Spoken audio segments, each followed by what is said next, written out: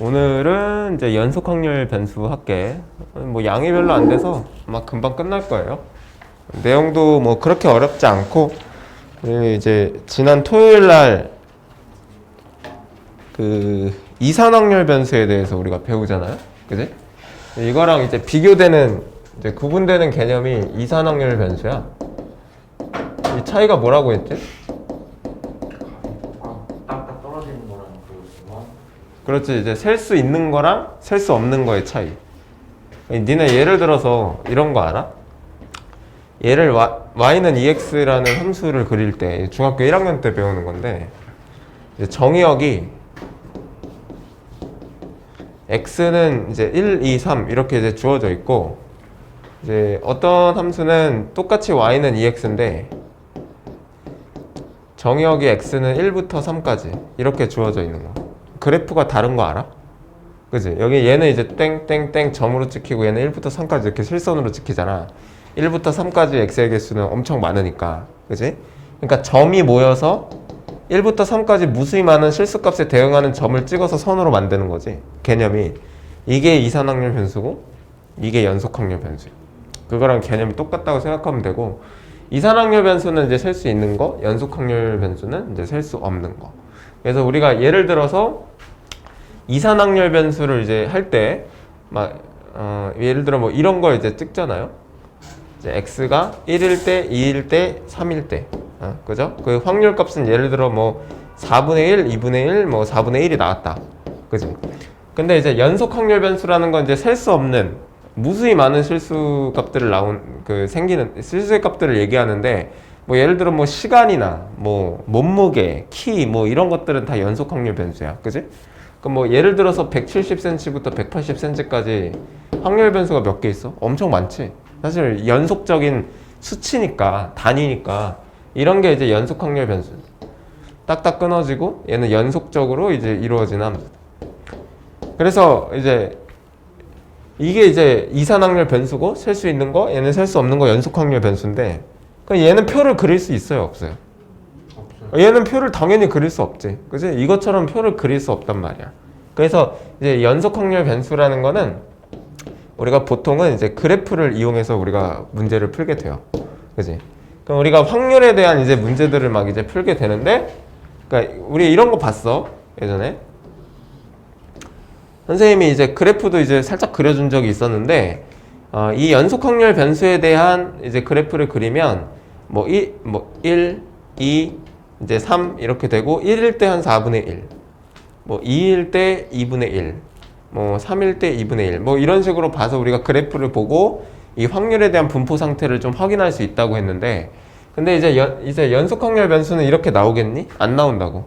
이게 1일 때 뭐 여기일 때 여기일 때 여기일 때 값이 다 정해둘 테니까 이게 어떻게 나오겠어? 선이 이렇게 모이면서,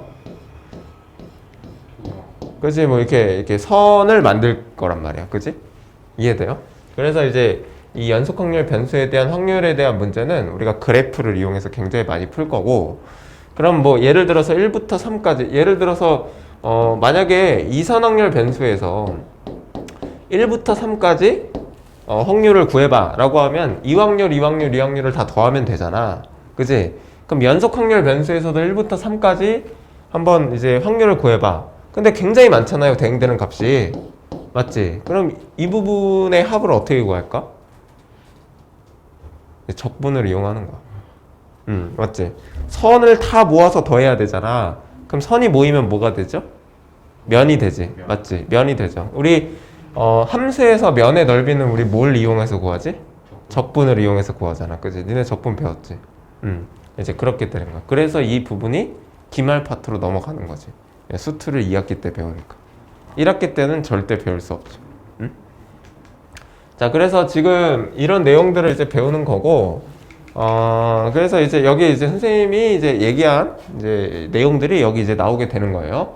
그래서 확률 밀도 함수라고 해서 이산 확률 변수에 대한 함수식은, 확률 변수에 대한 함수식은 확률 질량 함수라고 하고, 연속 확률에 대해서는, 연속 확률 변수에 대해서는 우리가 확률 밀도 함수라고 얘기하는데, 이 함수식은 문제마다 다 다르기 때문에 그때그때 확인을 해줘야 됩니다. 그래서 이제 뭐 이런 식으로 이제 나와 있고, 그러면 이제 이렇게 생각하면 돼. 이게 뭐 예를 들어서 우리가 확률 밀도 함수, 연속 확률 변수에 대한 함수식을 우리가 이렇게 이제 한번 나타내 보자. 예를 들어 뭐 이렇게 나타내 보자. 근데 그러면은 이제 항상 1번 fx는 항상 0보다 크거나 같아야 돼. 당연하죠. 이 밑으로 내려가 있으면 분명히 어느 부분에서는 확률이 마이너스라는 소리인데 확률이 마이너스라는 거는 말이 안 되니까 항상 x축 위에 있어야 되고 자, 그 다음에 이 a부터 b까지 베타까지 이제 전체 넓이의 값은 확률 값을 얘기하는데 무조건 1이어야 되죠. 그죠? 확률은 1이 넘어갈 수 없으니까 전체 넓이 합은 1이어야지. 이산확률 변수에서도 우리가 다 합치면 무조건 1이라고 했잖아. 그지? 이렇게 돼요. 그래서 이거 이 세 번째도 선생님이 한 내용이 나와 있어요. a부터 b까지 확률 값을 구해봐. 그러니까 뭐 예를 들어 여기서부터 여기까지 확률 값을 구해봐. 여기 사이에 있는 모든 확률 값을 더하는 건데 그게 이제 면의 넓이와 같아지기 때문에 우리는 적분, 공면이면 적분을 이용하고 뭐 삼각형이나 직사각형, 사다리꼴 이런 게 나오면 그냥 넓이를 구하시고 그래서 결국에는 AB로 둘러싸인 도형의 넓이와 같다 이렇게 이제 이해를 할 수가 있는 거지. 이해돼요? 자, 뭐 이런 내용들을 이제 배우게 되고 여기서는 뭐 증명 과정에 대한 얘기가 있는데 이건 뭐 나중에 보면 돼요. 그래서 여기 보세요. 적분을 이용한 확률, 밀도의 값 뭐 이런 게 이제 나와 있죠. 이제 한 번만 이제 살짝 우리가 어차피 수트를 지금 배우고 있기 때문에 적분을 이용한 확률, 밀도 함수 이제 뭐 이 문제를 잠깐 이제 보고 넘어갈게요. 이것도 이제 많이들 나오죠. 그러니까 뭐 예를 들어서 이렇게 있는 거야. 자, 이렇게 있는 건데 2차 함수죠. 이제 근이 0과 6이야. 0, 6. 근데 이제 0부터 6까지만 함수 그래프를 그리라고 했잖아. 그럼 어떻게 되겠어? 뭐 대충 뭐 한 이런 식으로 이제 그려지겠죠? 맞죠? 이게 확률 밀도 함수입니다. 그럼 여기서 이제 k 값을 이제 구해봐라. k 값을 구해봐라. 그럼 k 값을 어떻게 구하냐면 이 부분의 넓이의 합이 무조건 몇이어야 돼? 예, 1이어야 되는 거지. 맞죠? 1이어야 되는 거니까 이제 인테그랄 0부터 6까지 kx 6-x dx 값이 뭐가 나와야 돼? 무조건 1이 나와야 줘야 되는 거야. 맞죠? 이게 적분을 이용해서 그 k 값을 구할 수 있어. 그럼 이제 두 번째 0부터 3까지 이제 확률 값을 한번 구해봐. 0부터 3이 한 이쯤이야. 확률 값을 한번 구해봐. 확률 값을 구한다는 건 0부터 3까지 대응되는 함수 값을 다 더하라는 건데 그게 면의 넓이와 같다는 거지. 그래서 결국에는 이제 우리가 이거를 구할 때는 0부터 3까지 이제 fx, dx 이제 이 넓이를 이제 구해주면 이제 답이 나온다는 거죠. 이런 개념으로 이제 문제를 풀게 되는 거. 이해돼? 응? 이해됐어? 뭐 이거는 이제 나중에 기말고사 때 가서 내용을 한번 보도록 하고 볼게요. 자, 이 문제부터 한번 들어가겠습니다. 이제 확률 밀도 함수에 대한 이제 여러 가지 이제 문제들이 이제 출제되기 시작해요. 자, 그러면 한번 그래프를 그려볼게요. 항상 그래프와 선생님이 그랬지 확률 밀도 함수 연속 확률 변수는 항상 그래프와 관련된 문제들이 많기 때문에 우리가 그래프를 항상 그려봐야 된다. 그죠? 자, 0부터 2까지 이 1차 함수 그래프를 한번 그려보래. 0 넣으면 이제 k 나오니까요. k는 한 여기쯤 있겠죠. 이제 0, k. 자, 2 넣으면 이제 뭐 나오죠? 7k 나오나? 그죠? 2 넣으면 7k 나오죠? 2 넣으면 여기 7k 나옵니다. 여기 2,7k 적으시고 이제 요런 그래프가 이제 나오게 되는 겁니다. 그죠? 0부터 2까지 그렸으니까. 자, 이때 상수 k 값을 한번 구해봐. 근데 이 확률 밀도 함수 이 부분에 이 전체 0부터 2까지 전체 넓이가 몇이 돼야 돼요? 1이 돼야 된다는 거지. 맞지? 1이 돼야 되니까 우리는 이 넓이만 구해주면 돼. 사다리꼴이죠? 적분할 필요 없어. 그지? 다각형이면 적분하지 마. 공면일 때 적분하는 거야. 여기는 이제 7K고 여기는 이제 K. 윗변 더하기 아랫변 8K에다가 높이 곱하고 2분의 1 했을 때 이게 1이 나와야 되니까 K는 우리는 8분의 1이다. 뭐 이런 식으로 이제 구해줄 수 있는 거지. 이해돼요? 자, 그러면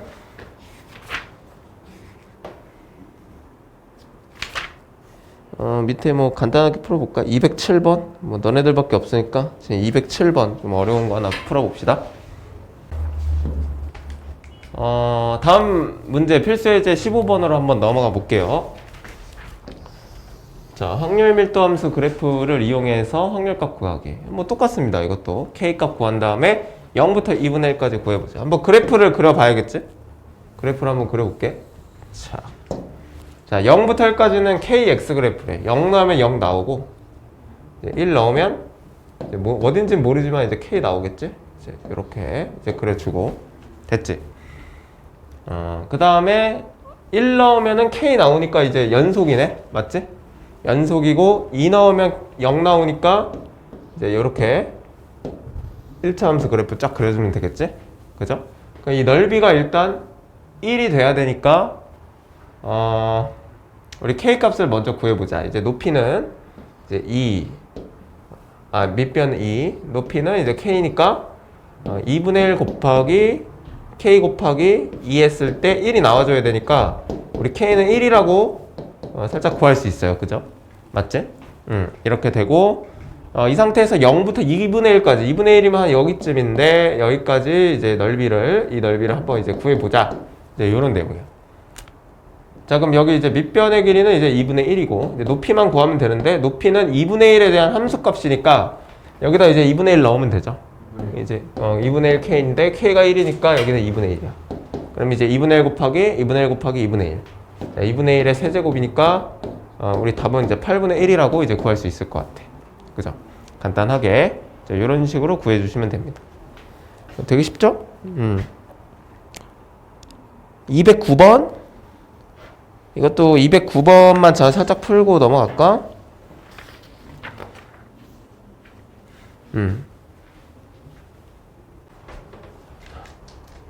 야, 이게 무슨 풀이 과정이 되긴 뭐가 돼? 한 3줄이면 끝나겠구만.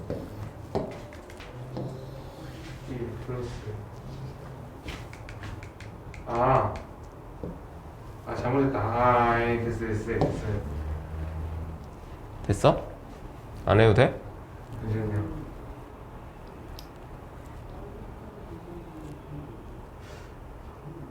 그럼 다음 거 보자. 아이. 자, 이거 아마 니네는 확통으로 수능을 안 보겠지? 네.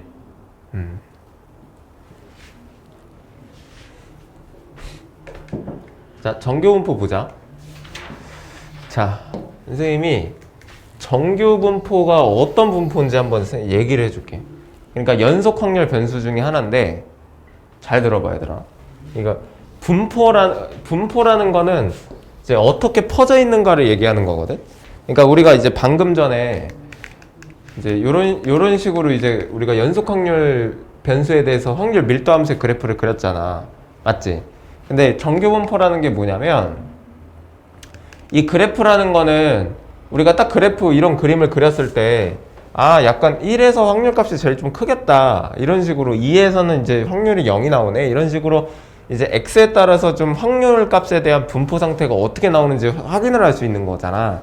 근데 이제 정교분포라는 게 뭐냐면 이것도 어떤 특이한 모양의 분포의 형태를 나타내는 것 중에 하나인데 그래프를 그렸을 때 이제 이런 모양이 나오게 되는 걸 우리가 정교분포라고 얘기해요.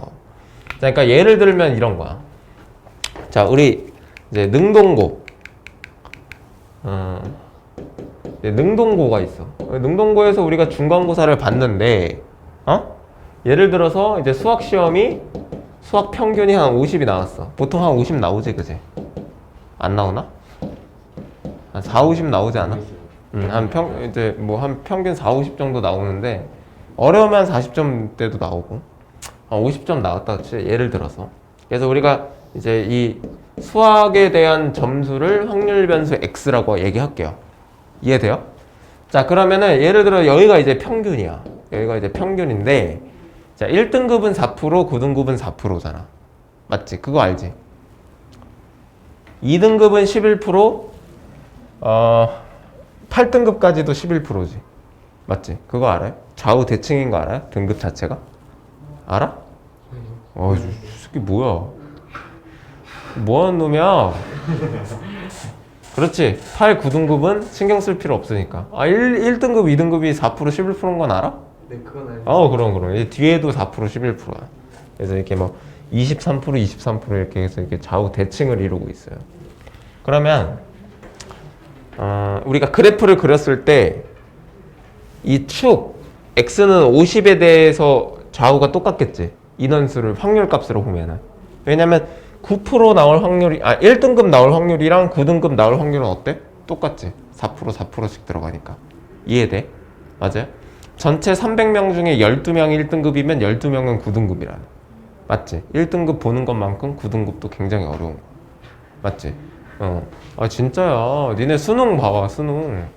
전국에서 4% 안에 드는 애들이야, 9등급. 너 9등급 본 적 있어, 수능? 난 태어나서 9등급을 본 적이 없어. 진짜로. 9등급은 진짜 보기가 힘들다니까? 평균 9등급. 이런 거 진짜 보기 힘들어. 4%니까. 1등급도 보기 힘들지만 9등급도 보기 힘들어. 뭐 어쨌든 뭐 이렇게 좌우 대칭인 그래프가 나오겠지? 맞지? 그리고 50점 가까이 되는 애들이 훨씬 더 많겠죠. 원래 보통 5등급이 엄청 많은 거잖아. 그지? 그래서 이게 실제로 막 그래프를 그려보면 이렇게 이제 좌우 대칭인 그래프가 나올 거 아니야. 그럼 이렇게 생긴 분포 상태를 나타내는 걸 우리가 정규 분포라고 얘기하는 거야. 이해돼? 평균에 가장 몰려 있는 것들. 이해돼요? 근데 이제 왜냐하면 이제 실제로 여기가 평균이 50이면 사실 이렇게 될 수도 있다? 이해되냐? 수학 점수가 이렇게 될 수도 있어요. 진짜 90점대 엄청 많이. 뭐 30점대 엄청 많이. 10점대 엄청 많이. 이렇게 될 수도 있어, 그래프가. 근데 우리는 그런 게 아니라 평균을 5등급이라고 봤을 때 이렇게 돼 있는 거를 이제 이런 분포 상태가 나타나는 걸 우리가 정규 분포라고 한다. 이해돼요? 그럼 이 정규 분포는 이제 곡선의 형태가 보통은 나타나고요. 평균에 몰려 있는 모양이 나오는 거야. 그래서 우리가 이것도 마찬가지로 넓이를 구할 때는 어떻게 해야 돼? 적분을 해야 돼. 함수값을. 근데 확률 밀도 함수는 이렇게 생겼어. 와, 완전 미쳤지, 그지? 이거 어떻게 적분해? 그죠? 뭐 적분을 할 수 있겠죠? 그래서 우리 여기서는 이거를 이제 적분하는 데 초점을 두는 게 아니라 실제로 이제 정규 분포에서도 우리가 확률이 어떤지 확인을 해야 되잖아. 맞지? 근데 이거를 이제 실제로는 이 넓이를 구하려면 우리가 적분을 해줘야 되는데 이거 적분 못하죠. 그지? 2라는 게 뭔지도 모르잖아, 지금. 2학년 때 배우지 않는 거란 말이야.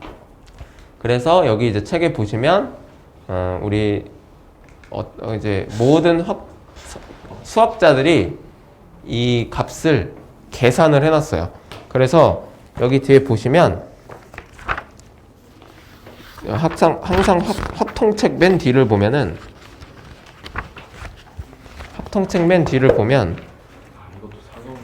그렇지.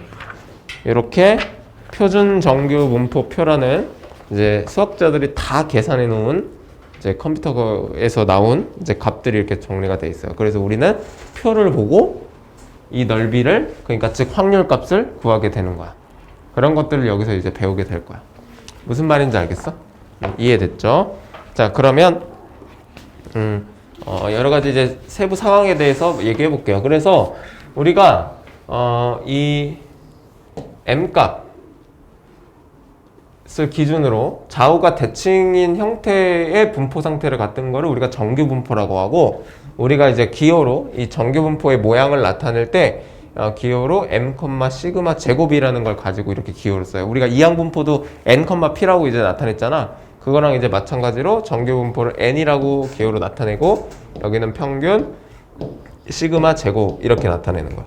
그럼 여기서 이제 살짝 보면 이 m 값이라는 거는 평균인데, 이 그래프에서 뭘 의미하냐면 그래프의 위치를 판단하는 값이에요. 그러니까 이제 평균이 커지면 이 그래프가 어떻게 되겠어? 이 평균은 정 가운데 값이잖아. 축이잖아. 그치? 평균이 좀 커지면 어떻게 되겠어요? 오른쪽으로 좀 가겠죠, 더. 평균이 작아지면 왼쪽으로 가겠고.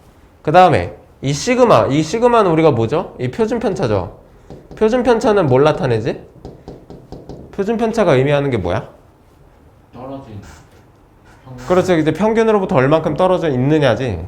그죠? 그러니까 표준 편차가 크면 어떻게 돼? 평균으로부터 더 멀리 떨어져 있고, 표준 편차가 작으면 평균에 몰려 있는 모양이잖아. 그래서 이 표준 편차라는 거는 이제 뭘 의미하냐면 그래프의 그렇죠.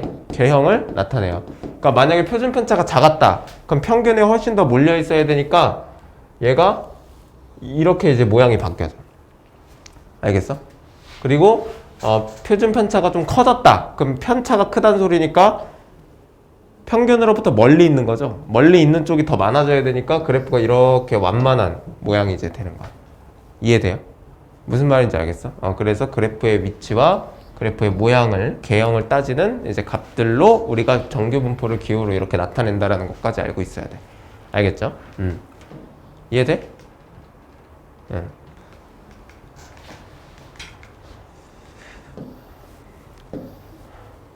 자, 그 다음에 정규 분포 뭐 성질 이제 볼게요. 성질 보시면 이제 뭐 이렇게 나와 있는데 x는 m에 대해서 대칭인 종 모양의 곡선이고 정근선은 x축이다. 자, 이렇게 이게 여기가 이제 축입니다. 축. x는 m 값이 이제 축이고 x축에 절대 닿지 않습니다. 쭉 이렇게. 그러니까 약간 이렇게 생각하면 돼. 키에 대한 정규 분포 그래프를 그리는데 뭐 우리나라 키가 이제 170이야. 그럼 예를 들어서 한 3m일 확률은 0일까? 아니. 아니지. 분명히 있을 수도 있어. 그지? 확률이 굉장히 극소한 것 뿐이지. 그지? 그래서 이렇게 0에 가까워진다라고 생각하면 돼요. 무슨 말인지 알겠어요? 자, 그 다음에 이제 전체 넓이 값은 몇이게? 1. 그렇죠. 당연히 이제 확률 1. 이제 이렇게 되고. 최대값, 뭐 이 부분은 이제 어차피 확률 밀도 함수 그래프를 우리가 확인할 게 아니기 때문에 이제 최대값은 이건 외우지 않아도 돼요. 최대값은 그냥 m을 f에 넣었을 때 이 함수값을 의미한다고 생각하시면 됩니다. 제일 평균일 확률이 제일 높은 거죠, 사실은. 그죠? 그렇게 생각하시면 되고. 자, m 값이 일정할 때 시그마 값이 클수록 곡선의 높이는 낮아지면서 양옆으로 퍼진다. 표준 편차가 낮아지면 어떻게 된다고? 이렇게 된다. 맞지? 뭔 소리야? 표준 편차가 커지면 어떻게 된다고? 이제 이렇게 된다고. 그지? 표준 편차가 작아지면 어떻게 된다고? 평균에 몰려있는 모양이 나온다고. 자, 그 다음에 m값이 변하면 대칭축의 위치가 바뀌면서 그래프의 위치가 바뀐다고 생각하면 되네. 이해돼요? 그래서 실제로 이제 이런 것들을 우리가 판단을 하게 될 거고, 살짝 이제 뒤로 이제 넘어가서 이제 문제를 이제 보면은 이제 뭐 이런 식의 이제 성질을 가지고 이제 우리가 푸는 문제들이 이제 이렇게 있는 겁니다. 자.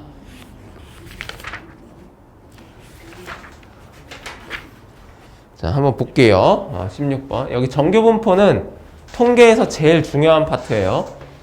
자, 볼게.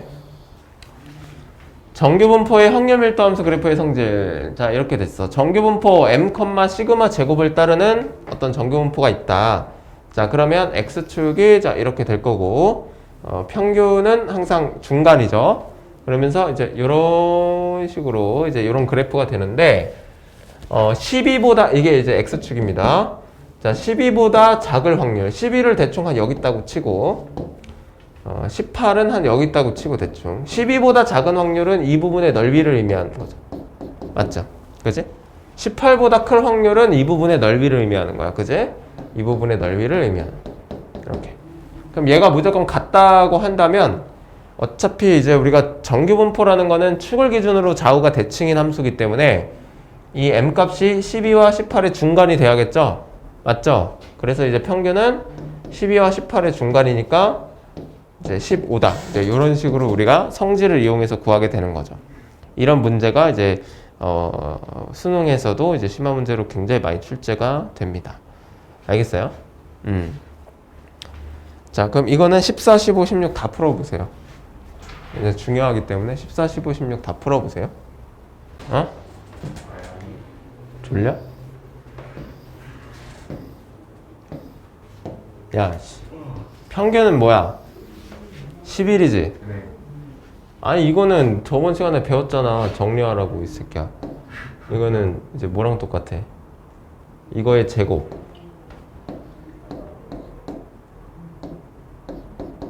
이거랑 똑같잖아. 네. 그럼 Vx는 81. 1. 그럼 시그마는 5. 9. 그럼 20 아니야? 네. 시그마 제목 구하자 81로 계산했어요. 뭐 이런 식으로 이제 구하게 돼. 뭐 이런 것도 이제 216번 같은 경우도 뭐 이렇게 되는 거지. 최대가 된대.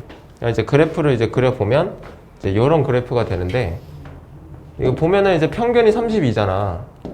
32고 이제 시그마가 이제 5짜리 이제 정규분포가 이렇게 나타나는데, 어디서부터 어디까지인지는 모르겠지만 이 사이의 확률이 넓이가 최대가 되려면 이쪽에 최대한 가운데 있어야 되잖아. 맞죠?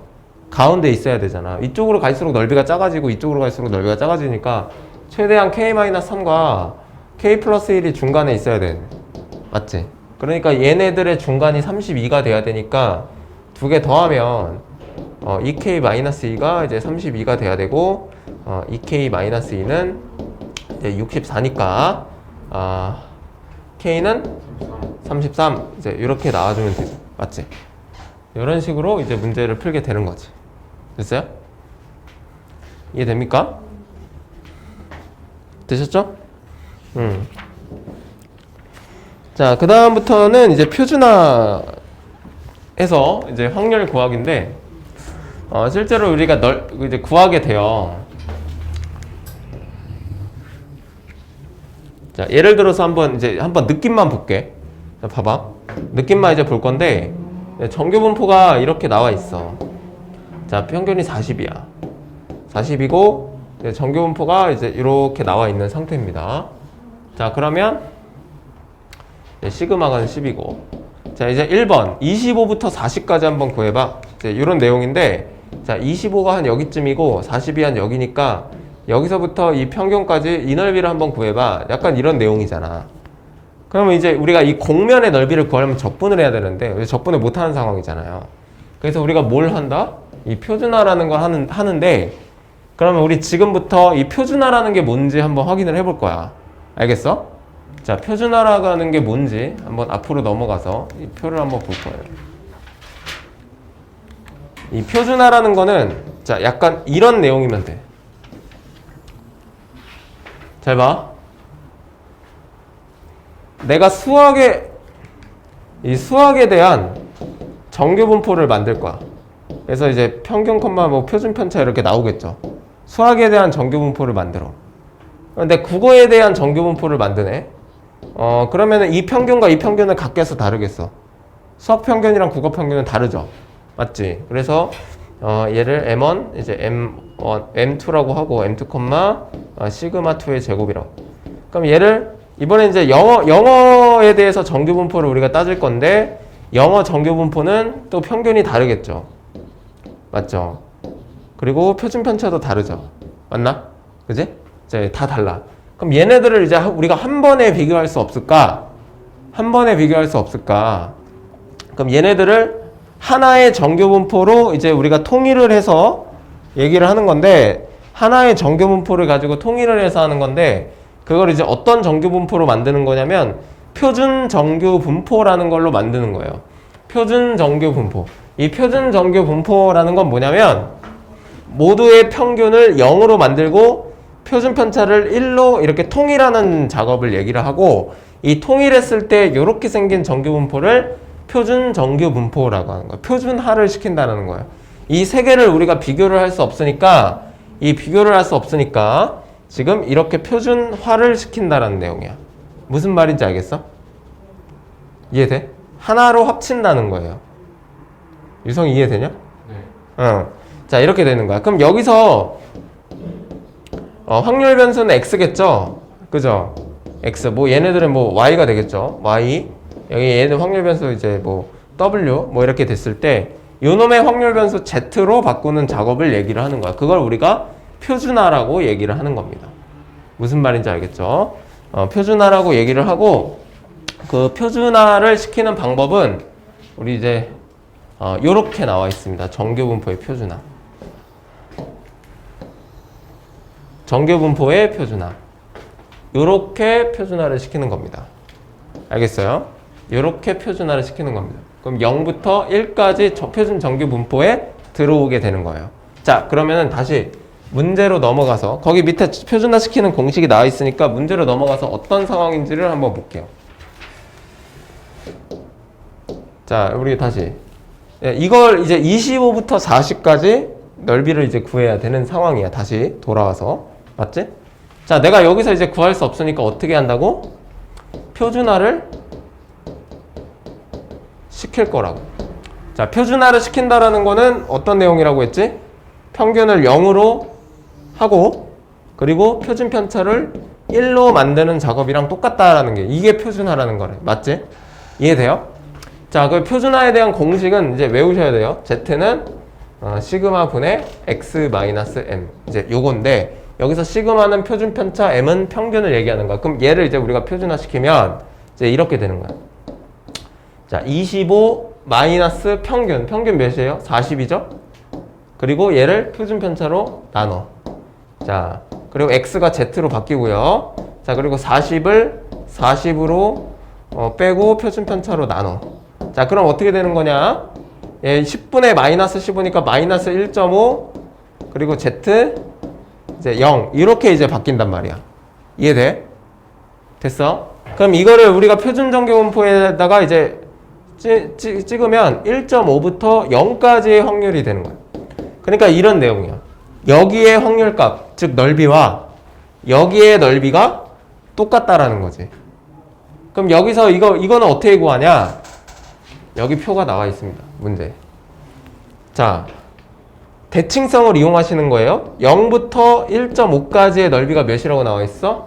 0.4332라고 나와 있기 때문에 여기 넓이도 어떻게 되는 거야? 0.4332가 되고 여기의 넓이도 어떻게 되는 거야? 0.4332가 되는 거야.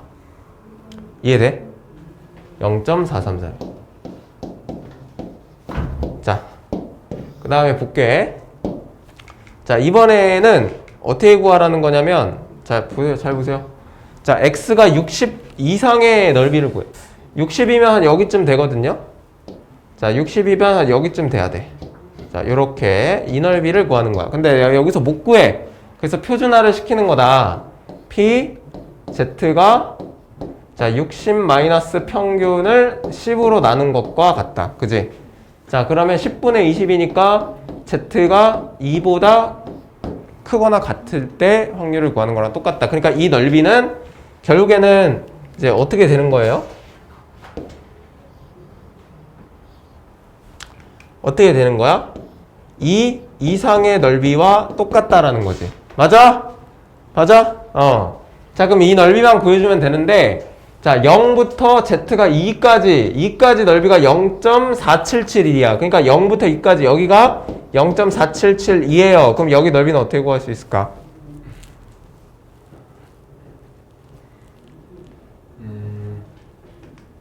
자, 여기 넓이가 몇일까? 0.5. 전체가 1이니까 반반. 아, 오케이. 그럼 어떻게 하면 돼? 0.5에서 0.4772를 빼주면 돼. 맞아요? 이렇게 해서 표준화를 해서 표준 정규 분포로 바꾼 다음에 넓이를 구하는 겁니다. 이해돼요? 민성이 이해돼? 예. 자, 그러면 여기 밑에 있는 거 풀어보세요. 다 풀어보세요. 이거 굉장히 중요합니다. 자, 그러면 이제 뒤쪽으로 넘어가서 뭐 비슷한 이제 좀 변형된 문제들인데 뭐 간단하게 한 번씩 풀어봅시다. 자, 정규분포가 50부터 50,5의 제곱을 따른대요. 그러면 이제 우리가 살짝 이제 그래프를 좀 그려보고 항상 그래프를 그려야 돼. 내가 처음에도 설명했지. 연속 확률 변수는 그래프에 관련된 문제가 굉장히 많기 때문에 그래프를 항상 그려야 된다. 자, 50. 이제 이렇게 되는데 K가 어디 있는지는 모르고 약간 이 정도 K보다 큰 확률이 이거이면은 K가 여기 있으면 안 돼. 그지? 맞지? 그럼 0.5보다 커버리니까 K는 한 여기쯤 있어야 되거든? 이 부분의 넓이가 이제 0.0013이라는 거야. 맞지? 그럼 이제 반대로 이 반쪽이 0.5잖아. 그럼 반쪽이 0.5니까 얘는 0.4987 뭐 이렇게 나오겠죠? 맞지? 그러면 이 K값을 어떻게 구하냐면 실제로 얘는 표준화시키면 0일 거야. 평균이니까. 그지? 맞지? 그러면 우리가 이 표를 봤을 때 0.4987에 해당하는 게 0부터 3까지니까 얘를 실제로 표준화시키면 뭐가 나와야 된다는 거지? 3이 나와야 된다는 거야. 그지? 그래서 우리가 표준화 공식을 이용하면 돼요. 그래서 표준 편차분의 K 마이너스 평균. 얘가 이제 3이 나와줘야 된다는 거지. 이렇게. 그죠? 머릿속으로 풀지 말고 그림을 그리면 간단하게 풀 수 있어. 그래서 이제 K는 이제 여기가 15가 돼야 되니까 K는 이제 65다. 이제 뭐 이런 식으로 이제 나오게 되는 거죠. 어렵지 않죠? 그죠?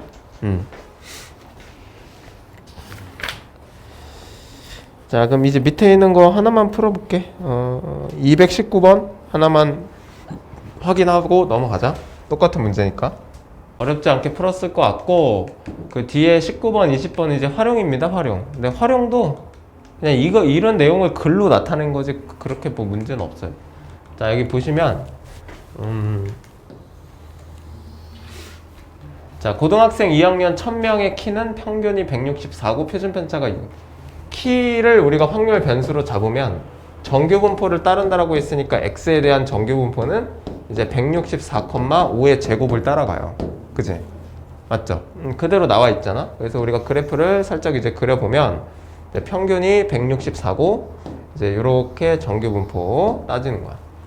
자, 그때 키가 170 이상인 학생은 전체의 몇 %니까? 우리가 x를 우리가 키로 놨기 때문에 우리가 1번 문제는 키가 170 이상인 학생의 확률을 구해주는 거야. 맞지?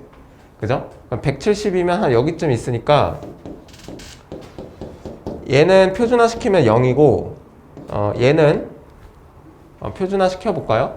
그럼 얘는 이제 Z로 바뀌고 170에서 164 빼고 이제 5로 나눈 거니까 결국에는 1.2죠? 1.2. 자, 1.2. 그러니까 우리가 이제 이거를 정규분포 그래프, 표준 정규분포 그래프를 그리면 이제 1.2보다 클 확률 요거를 이제 구해주는 거야. 맞지? 근데 0부터 1.2까지가 0.3849니까 0.3849니까 어떻게 되는 거야? 0.5에서 빼면 되죠? 0.5에서 0.3849를 빼면 돼. 그럼 이제 0.1151 뭐 이렇게 나오겠죠? 그죠? 이거 퍼센트로 바꿔야 되니까 이제 11.51%라고 이제 적어주면 되지. 맞죠? 이해돼요? 자, 그 다음에 2번 들어갈게요. 자, 2번은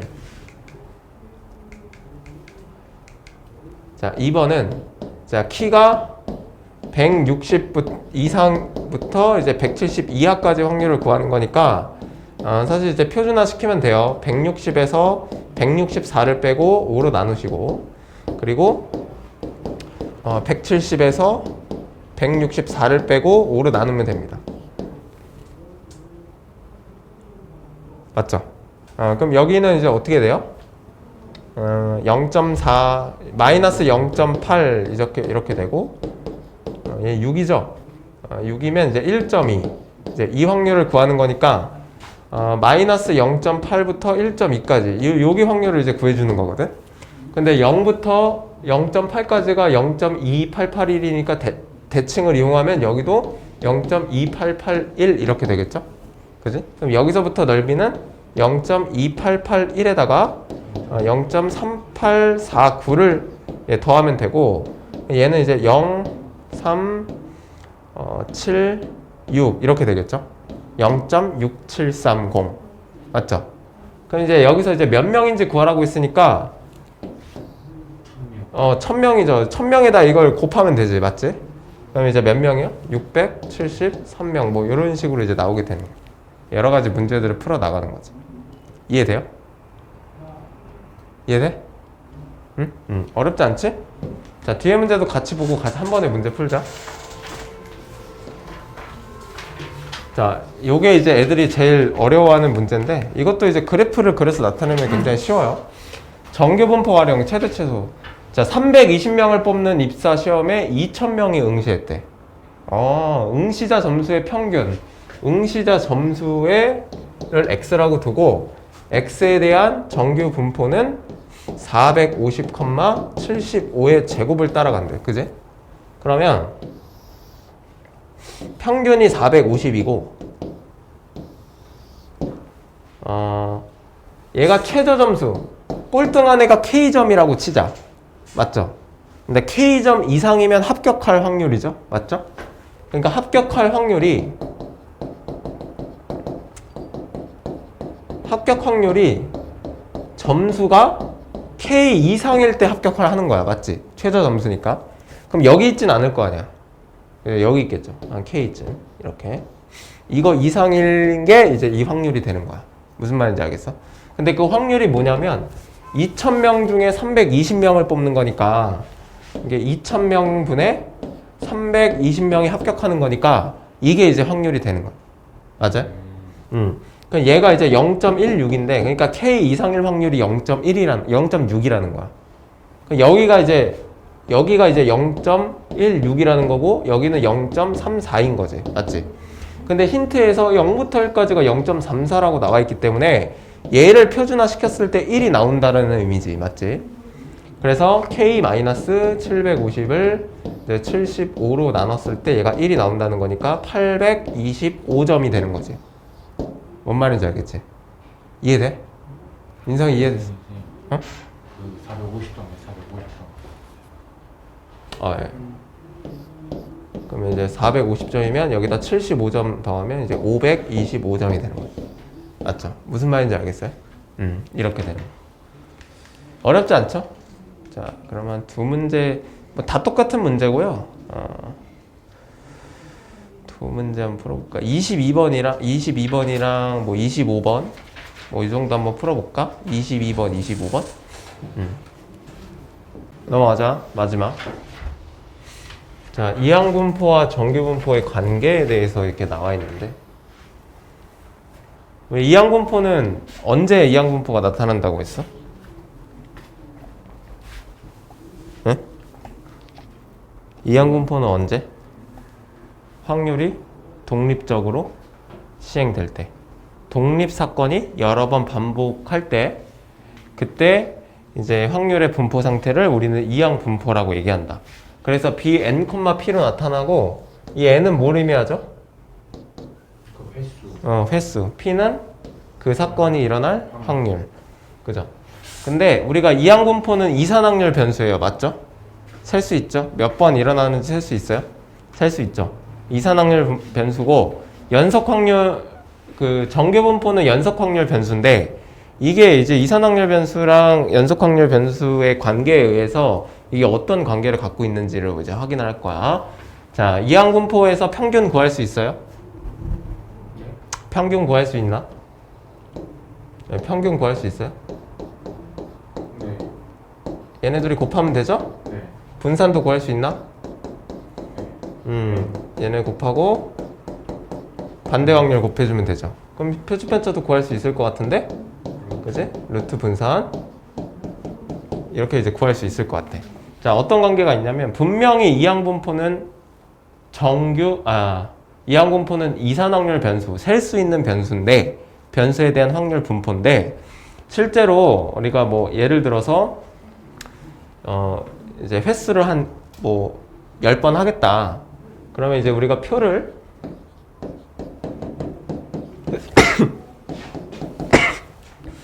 그릴 수 있잖아요. 뭐 확률 뭐 이런 식으로 확률이 나오겠죠. 맞아요? 이런 식으로 이제 나올 거야.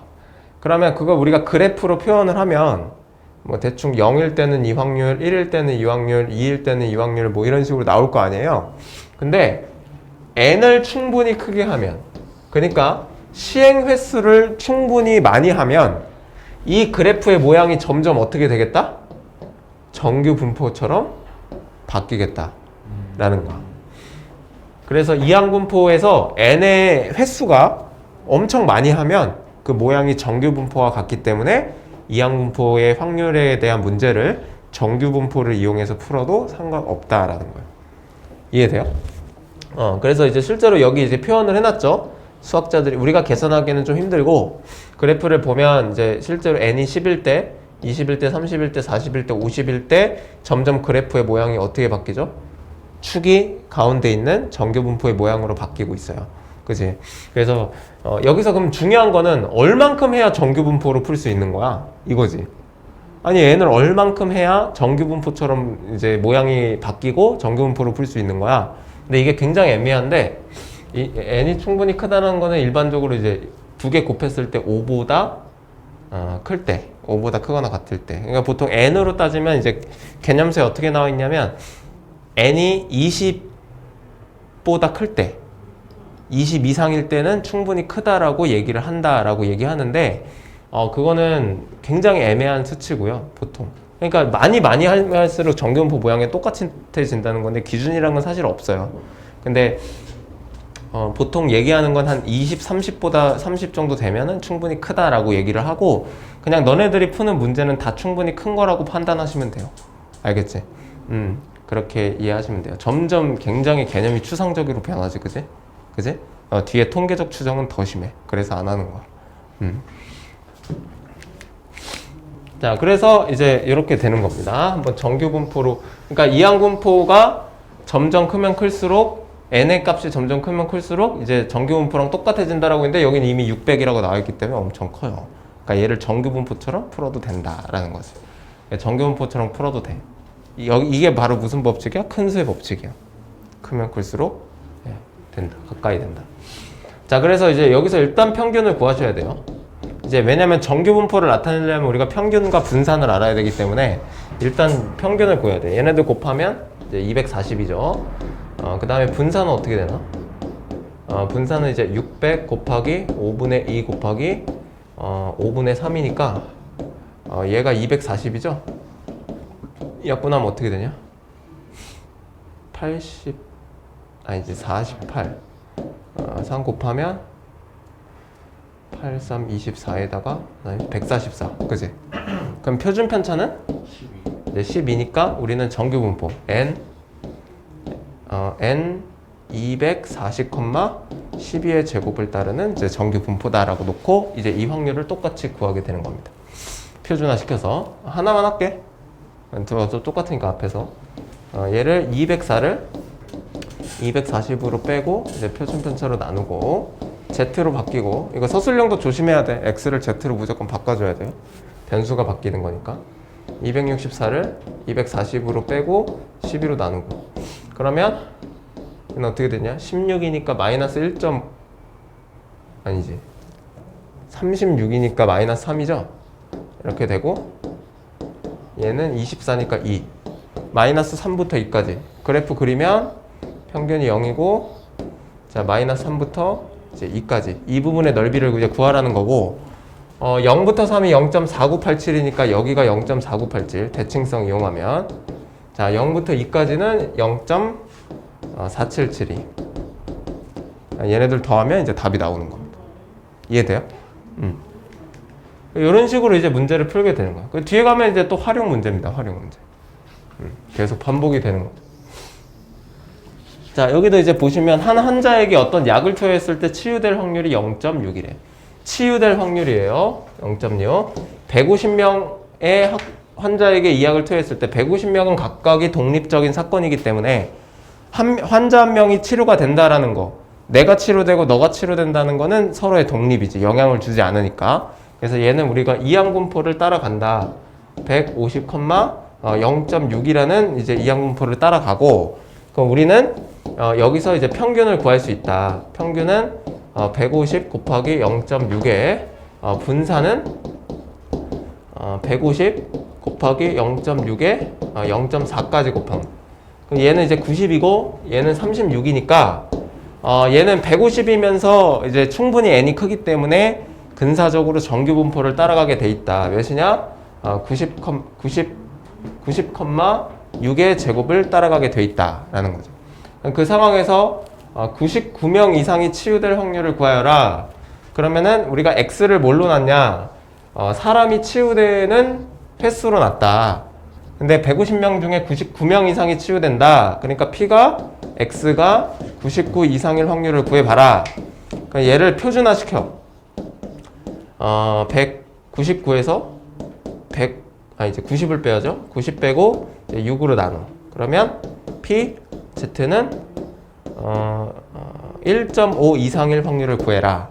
그럼 이제 그래프를 여기다 살짝 구해놓으면 0이고 1.5 이상일 확률을 구하려면 얘는 이제 전체 0.5에서 0부터 1.5까지를 이제 빼주면 되겠죠. 그러면 0.0 몇이야? 668 이제 요렇게 나오는 거지. 맞지? 이해돼요? 계속 똑같은 문제입니다. 자, 2개 다, 5개 다 풀어볼까요? 이거는 마지막. 아이 10분이면 풀잖아. 아, 알았어. 그러면 이제 이 2문제랑 한 문제 빼고 딱 29번까지. 딱 2문제씩만. 그리고 마무리하겠습니다.